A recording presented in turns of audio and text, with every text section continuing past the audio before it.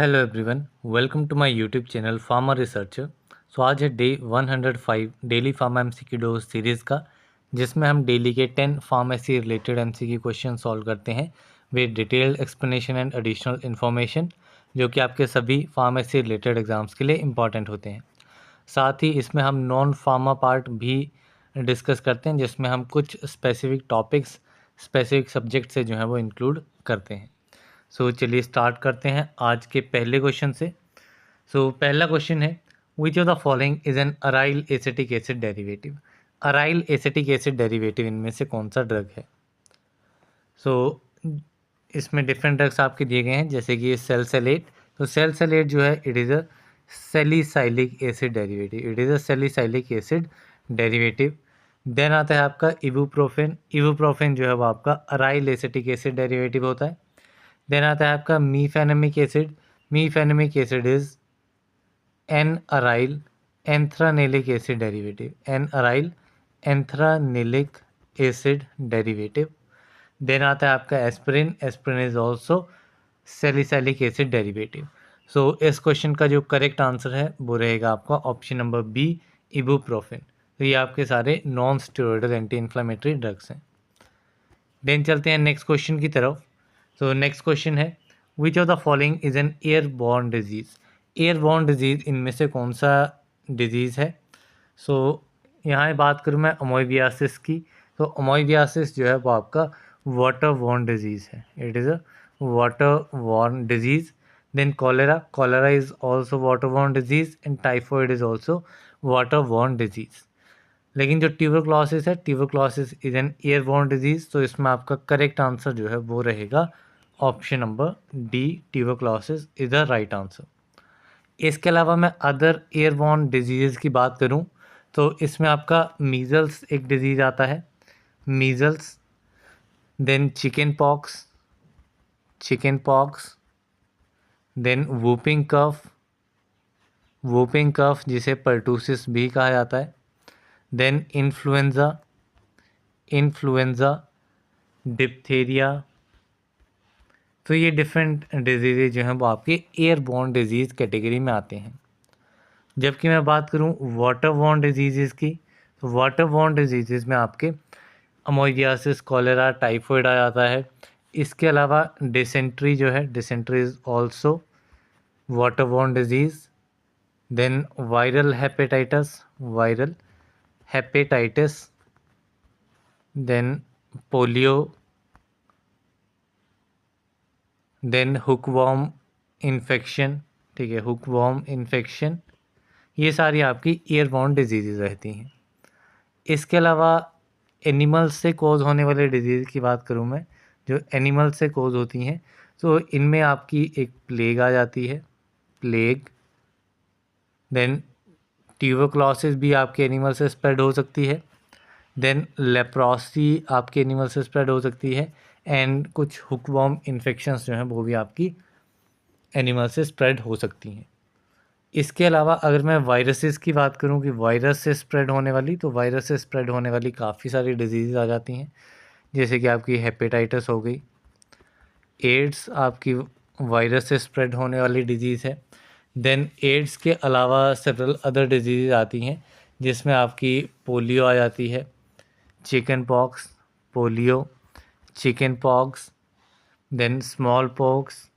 ये सारी disease like rabies भी इसमें ही आती है, आपकी मीज़ल्स आ जाती है। तो ये सारी डिजीज़ जो हैं वो आपकी वायरस से स्प्रेड होने वाली डिजीज़ रहती हैं। इसके अलावा आपकी सेक्शुअली ट्रांसमिटेड डिजीज़ होती हैं, ये आपकी काफ़ी इंपॉर्टेंट है, इसके ऊपर काफ़ी बार क्वेश्चन पूछा जाता है।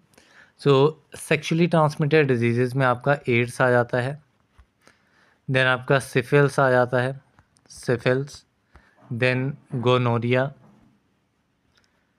ये सारी आपकी सेक्शुअली ट्रांसमिटेड डिजीज़ हैं। इसके अलावा एक क्वेश्चन आपका नॉन कम्युनिकेबल डिजीज़ पे भी आता है कि कौन सी आपकी नॉन कम्युनिकेबल डिजीज़ रहती हैं। तो नॉन कम्युनिकेबल डिजीज़ जो कि एक पर्सन से दूसरे पर्सन्स में स्प्रेड नहीं होती हैं, उसमें आपकी आ जाती है cancer, then diabetes, then blindness. So ऐसी ही सेवरल अदर डिजीज़ जो हैं वो आपकी नॉन कम्युनिकेबल डिजीज़ में आती हैं। देन अभी हम चलते हैं नेक्स्ट क्वेश्चन की तरफ। सो नेक्स्ट क्वेश्चन है, which of the following is an example of an ampholytic synthetic surface active agent. So ampholytic synthetic की बात की गई है, सरफेस एक्टिव एजेंट यानी कि सर्फेक्टेंट इसमें कौन सा है। सो ट्विन 80 जो है वो आपका कौन सा टाइप का सर्फेक्टेंट रहता है। So it is a non ionic surfactant, ये आपका रहता है non ionic surfactant. Sodium stearate जो है, सोडियम स्टेरेट ये आपका एनाइनिक सर्फेक्टेंट रहता है, anionic. And N dodecyl alanine ये आपका एम्फोलाइटिक सर्फेक्टेंट रहता है, it is ampholytic surfactant. So ये वाला आप कमेंट बॉक्स में मेंशन करना कि ये डोडेसिल पेरिडीनियम क्लोराइड ये किस टाइप का सर्फेक्टेंट है, कि ये सेवरल कैटेगरीज में रहती हैं। तो इस क्वेश्चन का राइट आंसर जो है वो रहेगा आपका ऑप्शन नंबर डी। देन चलते हैं नेक्स्ट क्वेश्चन पे। सो नेक्स्ट क्वेश्चन है, which of the following is not an essential amino acid. इनमें से असेंशियल अमाइनो एसिड कौन सा नहीं है, वैलिन, लाइसिन, ल्यूसिन, सेरिन। सो आपके दो मेन कैटेगरीज आपकी रहती हैं अमाइनो एसिड्स में, एक आपकी रहती है असेंशियल अमाइनो एसिड, दूसरी आपकी रहती है नॉन असेंशियल अमाइनो एसिड। तो यहाँ पे नॉट एंड असेंशियल पूछा गया, दैट इज़ नॉन असेंशियल की बात हो रही है। सो असेंशियल में सबसे पहले असेंशियल अमाइनो एसिड की बात करते हैं कि इसमें कौन कौन से आ जाते हैं। तो असेंशियल में आपको 9 अमाइनो एसिड देखने को मिलेंगे। एक आपका रहेगा हिस्टिडिन, एंड हिस्टिडिन जो है वो आपका सेमी एसेंशियल अमाइनो एसिड भी इसे कहा जाता है। इसके अलावा आइसोल्यूसिन इसमें आ जाता है, आइसोल्यूसिन। देन ल्यूसिन इसमें आ जाता है असेंशियल में। देन ल्यूसिन के बाद लाइसिन भी आपका असेंशियल में आता है। देन आपका मिथियोनिन आ जाता है, methionine. Then phenylalanine, then phenylalanine, then threonine, then tryptophan, then valine. So ये सारे आपके कौन से होते हैं, these are the essential amino acids. इसके अलावा सेवरल अदर आपके नॉन असेंशियल अमाइनो एसिड्स होते हैं, जिसमें आपका सेरिन आ जाता है। So serine is a non essential amino acid, तो यही इसका राइट आंसर होगा।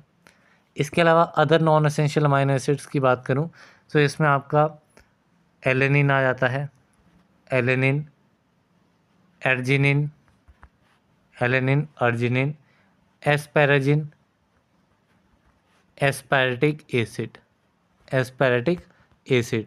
सो ये 4 एज जो हैं वो आपके नॉन असेंशियल में आएंगे। देन इसके अलावा आपका सिस्टीन इसमें आ जाएगा नॉन असेंशियल में, सिस्टीन जो कि सल्फर कंटेनिंग अमाइनो एसिड भी है।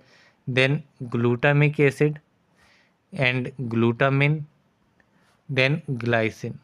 तो ये ट्रिपल जी जो है वो आपके नॉन असेंशियल में आएंगे। देन इसके अलावा प्रोलिन नॉन असेंशियल में आता है, प्रोलिन। देन आपका टायरोसिन। सो ये आपके several non essential amino acids होते हैं। सो अभी चलते हैं नेक्स्ट क्वेश्चन की तरफ। सो नेक्स्ट क्वेश्चन है, the daily requirement of calcium for an adult is. So adult के लिए डेली रिक्वायरमेंट कितनी रहती है कैल्शियम की। सो डेली रिक्वायरमेंट जो है वो आपकी बेसिकली 800 mg पर डे के बीच में रहती है। So it is basically option number A इसमें करेक्ट रहेगा, that is 0.5 to 1 grams per day. So इसमें वैसे जो नॉर्मल रेंज रहती है वो आप कह सकते हैं 0.8 से लेकर के 1 ग्राम पर डे इसमें रहती है। ये आपकी सत्यनारायण की बायोकेमिस्ट्री बुक में दी गई है ये वाली वैल्यू, एंड उसी में आपको डिफरेंट वैल्यूज़ आपको मिलेंगी based on the age group. So यहाँ पे उसमें अडल्ट की जो डोज दी गई है, अडल्ट की डोज दी गई है 800 mg per day. Then women की भी उसमें दी गई है, विमेन की दी गई है प्रेगनेंसी के दौरान या लैक्टेशन एंड पोस्ट मीनोपॉज के दौरान 1.5 ग्राम पर डे। चिल्ड्रंस मीन्स 1 से लेकर के 18 साल के बच्चे जो हैं उनके लिए जो रेंज है that is 0.8 to 1.2 gram per day. And जो इन्फेंट्स इसमें रहते हैं, इन्फेंट्स अगर मैं इन्फेंट्स की बात करूं, इन्फेंट्स यानी कि लेस देन 1 ईयर वाले, तो उनके लिए 300 टू 500 mg पर डे रहती है। ठीक है, यहाँ पे mg पर डे है, तो ये डिफरेंट रेंजेस रहती हैं। इसके अलावा मैं कुछ अदर मैक्रो एलिमेंट्स की बात करूं, सो ये तो बात होगी कैल्शियम की। Calcium is also macro elements. इसके अलावा फॉस्फोरस जो है, phosphorus is also macro element, and इसकी डेली रिक्वायरमेंट जो है वो आपकी रहती है 0.8 से लेकर के 1 ग्राम पर डे। देन आता है आपका मैग्नीशियम। मैग्नीशियम के लिए आपका 300 टू 350 mg पर डे रहती है। देन आपके सोडियम की अगर मैं बात करूं, सो सोडियम के लिए 5 टू 10 ग्राम्स, ठीक है, 5 टू 10 ग्राम्स है पर डे। देन इसके बाद में अगर मैं पोटेशियम की बात करूं, तो पोटेशियम की जो है वो आपकी 3 टू 4 ग्राम पर डे रहती है। देन आपका रहता है क्लोरीन। सो क्लोरीन जो है, क्लोरीन के लिए आपकी 5 टू 10 ग्राम पर डे रहती है। सो ये डिफरेंट आपके मैक्रो एलिमेंट्स हैं, इनकी डिफरेंट रेंजेस जो हैं वो डेली रिक्वायरमेंट इतनी इतनी रहती है। सो अभी चलते हैं हम नेक्स्ट क्वेश्चन की तरफ। तो नेक्स्ट क्वेश्चन है, the minimum manufacturing space required for tablet formulation for the Ayurvedic and Siddha system of medicine is. So minimum manufacturing space requirement हमें फाइंड आउट करनी है किसकी, टैबलेट फॉर्मुलेशन की। टैबलेट फॉर्मुलेशन किस सिस्टम के around, Ayurvedic and Siddha system of medicine के लिए tablet की मिनिमम मैन्युफैक्चरिंग स्पेस रिक्वायरमेंट जो है वो फाइंड आउट करनी है। सो इसमें टैबलेट्स की बात की गई है, तो टैबलेट्स के लिए आपका 100 स्क्वायर फीट जो है वो एरिया जो है वो रिक्वायर्ड रहता है मैन्युफैक्चरिंग के लिए। सो इसमें आपका ऑप्शन डी जो है वो करेक्ट आंसर रहेगा।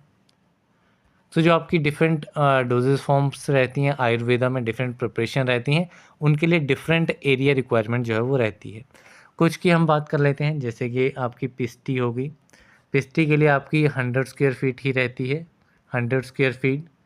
देन जो आपका चूर्ण आ जाता है, चूर्ण या फिर लेप हो गया या फिर मंजन्स हो गए, मंजन, सो इनके लिए 200 स्क्वायर फीट जो है वो रिक्वायरमेंट रहती है।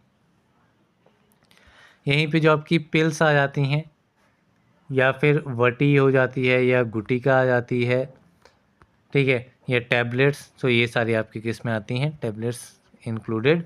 सो ये आपकी 100 स्क्वायर फीट इसमें रहती है।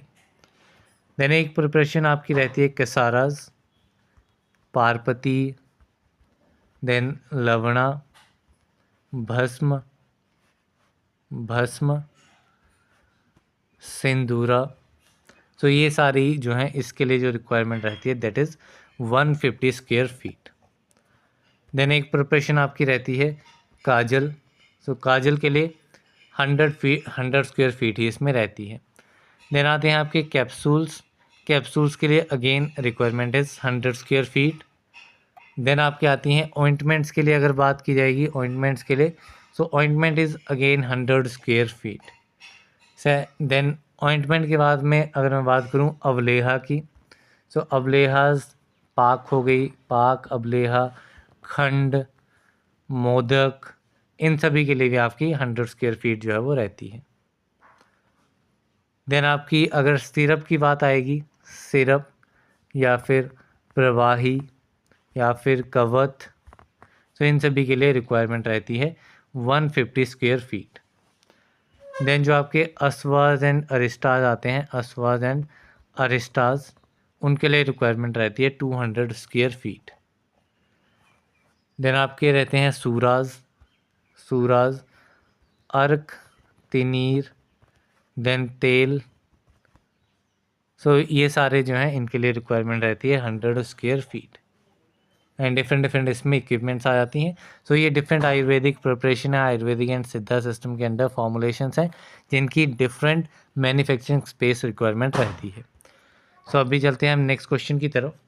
नेक्स्ट क्वेश्चन है हेलोपेरिडोल इज। तो हेलोपेरिडोल जो है वो आपका एंटी साइकोटिक एजेंट है, एंड ये आपका विटायरोफिनॉन कैटेगरी में आता है, तो इसमें आपका ऑप्शन बी इज़ राइट। इसके अलावा जो अदर ड्रग्स विटायरोफिनॉन कैटेगरी में आते हैं उसमें आपका ट्राईफ्लूपेरिडोल आ जाता है, ट्राईफ्लूपेरिडोल, पेरिडोल एंड पेनफ्लूरिडोल एंड पेनफ्लूरिडोल। तो ये ड्रग्स आपके बिटाइरोफिनॉन कैटेगरी में आते हैं। 3 ड्रग, हेलोपेरिडोल, ट्राइफ्लूपेरिडोल एंड पेनफ्लूरिडोल। देन इसके अलावा अगर मैं फेनोथायाजीन कैटेगरी की बात करूं तो इसमें आपके based on side chain categorise होते हैं ड्रग्स। तो फर्स्ट कैटेगरी इसमें आती है एलिफेटिक साइड चेन वाले ड्रग्स। तो एलिफेटिक में आपके आ जाएंगे क्लोरप्रोमाजीन एंड ट्राइफ्लूप्रोमाजीन। तो ये ड्रग्स आपके एलिफेटिक साइड चेन फेनोथायाजीन में आएंगे। दूसरे फेनोथायाजीन में आते हैं आपके पाइप्रिडीन साइड चेन। कौन सी? पाइप्रिडीन साइड चेन। इसमें आपका ड्रग आता है थायोरिडाजोन। देन आती है आपकी इसी में थर्ड कैटेगरी पाइप्राजीन साइड चेन वाले ड्रग्स। तो इसमें आपका आता है ट्राइफ्लुओपेराजीन एंड फ्लूफेनाजीन। तो ये ड्रग्स आपके पाइप्राजीन साइड चेन फेनोथायाजीन कैटेगरी में आते हैं। देन इसके बाद आपकी कैटेगरी आती है थायोक्सेंथीन्स एंटीसाइकोटिक ड्रग्स में, जिसमें आपका ड्रग आता है फ्लूपेंथिक्जोल। तो ये एक ड्रग आपका थायोक्सेंथीन कैटेगरी में आता है। इसके अलावा जो आपकी एटिपिकल न्यूरोलेप्टिक ड्रग्स कैटेगरी आती है, इसमें आपका क्लोजापिन ड्रग आ जाता है, रिस्पेरिडोन आ जाता है, देन ओलेंजापिन, देन जिप्रासिडोन, देन एरिपाइप्राजोल। सो ये डिफरेंट ड्रग्स आपके एटिपिकल न्यूरोलेप्टिक कैटेगरी में आते हैं। तो अभी हम चलते हैं नेक्स्ट क्वेश्चन की तरफ। तो नेक्स्ट क्वेश्चन है antihistaminic drug used in parkinsonism. तो पार्किंसन के केस में कौन सा एंटीहिस्टामिनिक ड्रग जो है वो यूज़ किया जाता है? तो पार्किंसन में आपके मेनली 2 मेन ड्रग हैं जो कि आपके एज एन एंटीहिस्टामिनिक यूज़ होते हैं। सो इसमें एक ड्रग आता है आपका ऑरफेनाड्रिन एंड दूसरा ड्रग आता है आपका प्रोमेथाजिन। तो इसमें करेक्ट आंसर जो है वो आपका रहेगा option number A, promethazine is the right answer. इसके अलावा आपके पार्किंसन में डिफरेंट कैटेगरीज़ के ड्रग्स यूज़ होते हैं। मेनली 2 कैटेगरी में ड्रग्स को स्टडी किया जाता है एंटी पार्किंसन में। तो इसमें एक आते हैं drugs affecting brain dopaminergic system. ठीक है, ऐसे ड्रग्स जो कि ब्रेन के डोपामिनर्जिक सिस्टम को अफेक्ट करते हैं। दूसरे आते हैं drugs affecting brain cholinergic system, brain के कॉलिनर्जिक सिस्टम को अफेक्ट करने वाले ड्रग्स। तो ये 2 मेन कैटेगरीज रहती हैं। तो इसी में फर्स्ट कैटेगरी हम देखते हैं ब्रेन डोपामिनर्जिक सिस्टम को अफेक्ट करने वाले ड्रग। तो इसमें आपकी डिफरेंट कैटेगरीज आती हैं। फर्स्ट कैटेगरी इसमें आती है आपकी डोपामाइन प्रिकर्सर, जिसमें आपका ड्रग आता है लीवोडोपा। इसमें ड्रग आपका आता है लीवोडोपा। देन इसी में दूसरी कैटेगरी आपकी आती है पेरिफेरल डीकार्बोक्सिलेज इनहिबिटर्स, जिसमें आपका ड्रग आता है कार्बिडोपा एंड वेनसेराजाइड। तो ये 2 ड्रग्स हैं एंड ये आपके लीवोडोपा के साथ कॉम्बिनेशन में दिए जाते हैं ताकि पेरिफेरल डीकार्बोक्सिलेशन लीवोडोपा की अवॉइड की जा सके। देन इसी में आपकी थर्ड कैटेगरी आती है डोपामिनर्जिक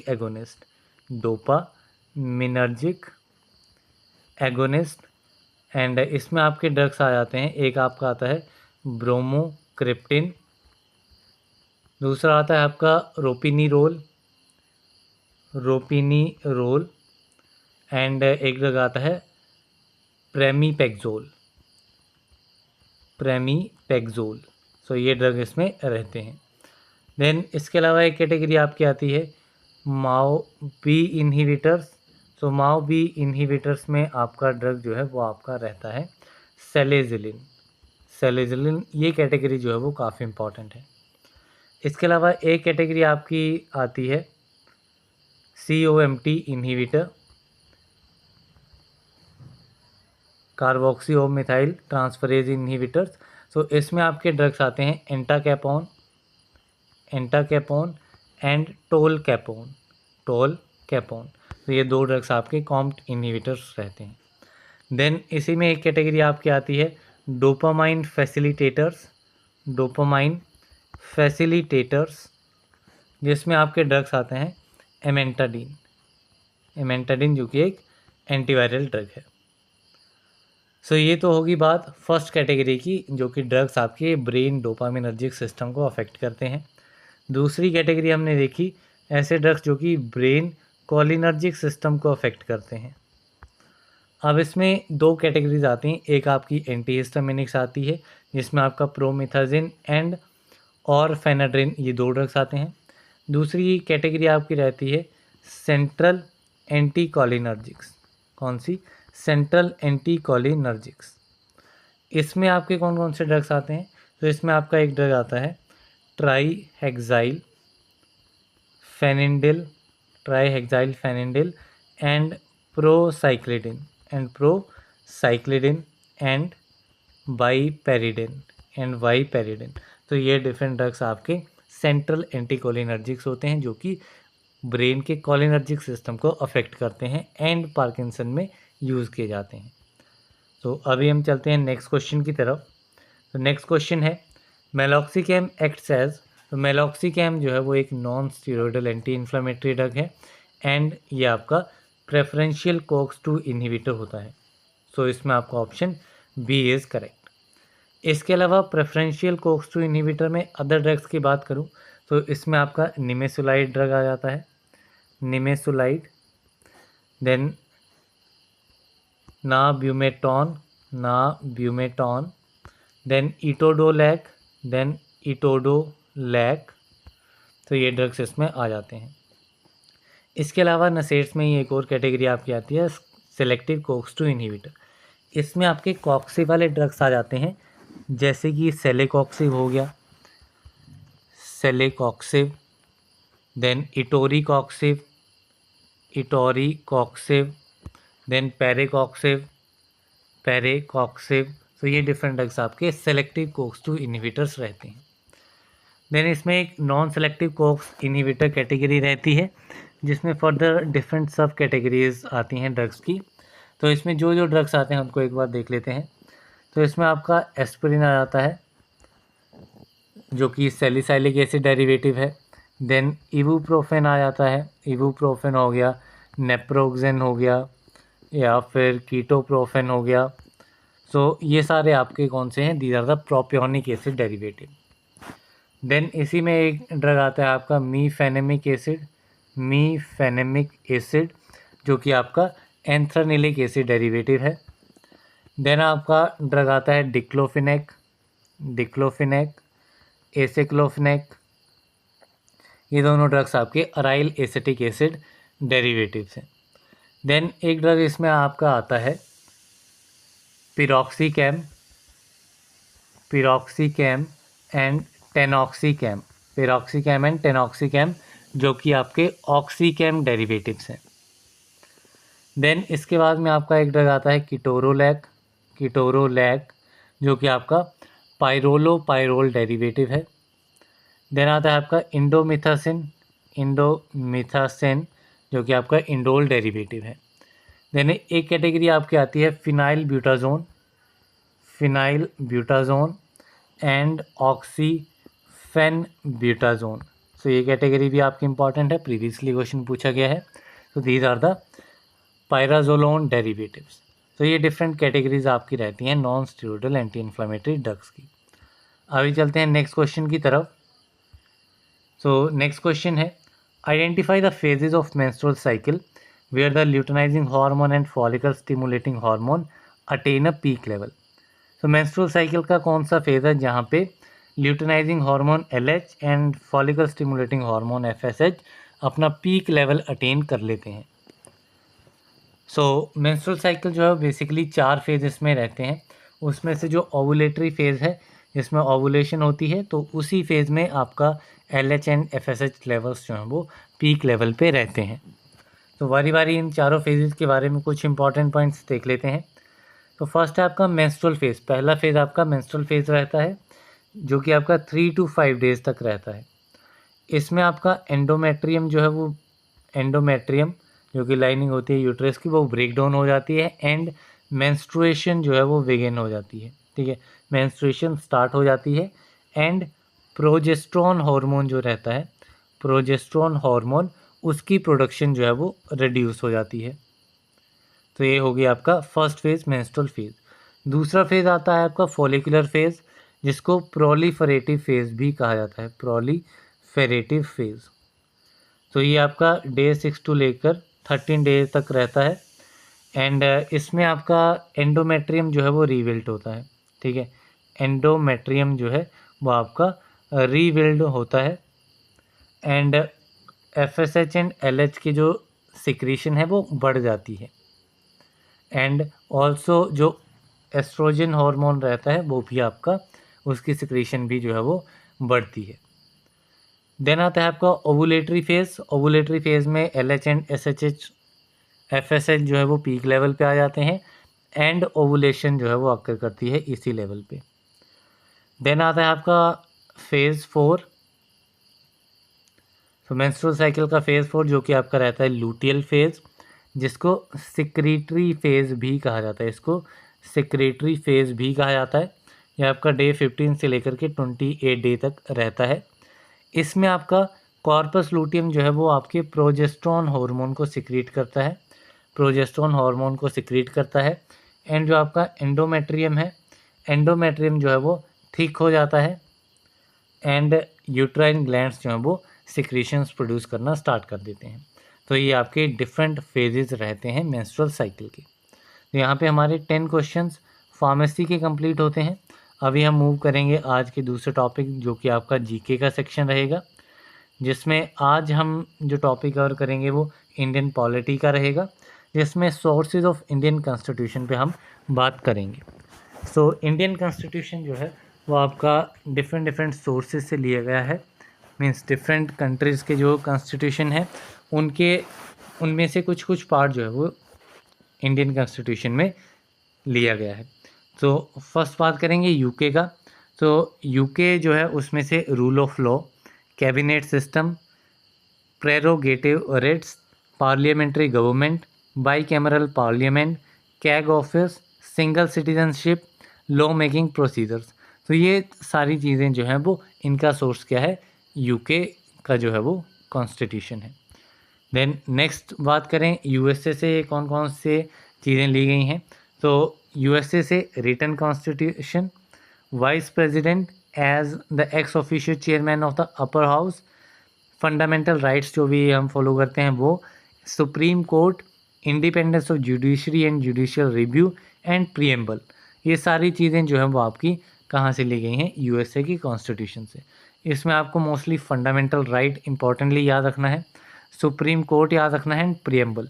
ये तीन आपको लिए मोस्ट इंपॉर्टेंट है। डायरेक्ट पूछा जा सकता है कि फंडामेंटल राइट्स जो हैं वो उसका सोर्स क्या रहता है। नेक्स्ट है आपका एसवाइल यूएसएसआर मीन्स रशिया जो है, वहाँ से लिया गए हैं आपका fundamental duties. Fundamental rights and fundamental duties दोनों अलग अलग चीज़ें रहती हैं। तो ड्यूटीज़ जो हैं वो आपका रशिया से एंड यूएसए से आपका फंडामेंटल राइट्स। देन इसके बाद अगर मैं ऑस्ट्रेलिया की बात करूं, तो ऑस्ट्रेलिया से आपका concurrent list and joint sitting of parliament, ये दो चीज़ें जो हैं वो ऑस्ट्रेलिया कॉन्स्टिट्यूशन से। जापान कॉन्स्टिट्यूशन से प्रोसीजर एस्टेब्लिश्ड बाय लॉ, जबकि जर्मनी कॉन्स्टिट्यूशन से suspension of fundamental rights during the emergency. ठीक है, इमरजेंसी के दौरान फंडामेंटल राइट्स की जो सस्पेंशन है वो आपकी जर्मनी कॉन्स्टिट्यूशन से ली गई थी। देन इसके बाद में बात करें कनाडा की। सो कनाडा कॉन्स्टिट्यूशन से आपके scheme of federation with strong centre, distribution of power between centre and state and placing residual residuary powers with the centre. So centre and state के बीच में पावर्स का डिस्ट्रीब्यूशन, जो ये सारी चीज़ें हैं, ये आपकी कनाडा कॉन्स्टिट्यूशन से ली गई हैं। देन आता है आपका Ireland.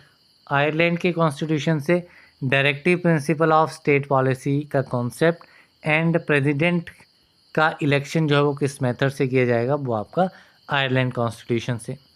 Then south Africa constitution से प्रोसीजर कि कॉन्स्टिट्यूशन को अमेंड करने का क्या प्रोसीजर है, जो कि अभी काफ़ी चर्चा में रहा था इलेक्शन के टाइम पे। So and election of member of Rajya Sabha. So ये सारी चीज़ें जो है वो साउथ अफ्रीका कॉन्स्टिट्यूशन से लिया गया था। नेक्स्ट आपका आता है फ्रांस। तो फ्रांस के कॉन्स्टिट्यूशन से Republic and ideals of liberty, equality and fraternity in the preamble. Preamble में जो जब आप प्रेम्बल पढ़ेंगे तो उसमें डिफरेंट टर्म्स यूज़ की गई हैं, तो वही सारी कुछ टर्म्स जो हैं वो आपकी फ्रेंच कॉन्स्टिट्यूशन से ली गई हैं। तो ये आपके डिफरेंट चीज़ें हैं जो आपकी डिफरेंट कंट्रीज़ के कॉन्स्टिट्यूशन से ली गई हैं। So that's all for this video. मिलते हैं अगले वीडियो में, तब तक के लिए थैंक यू वेरी मच।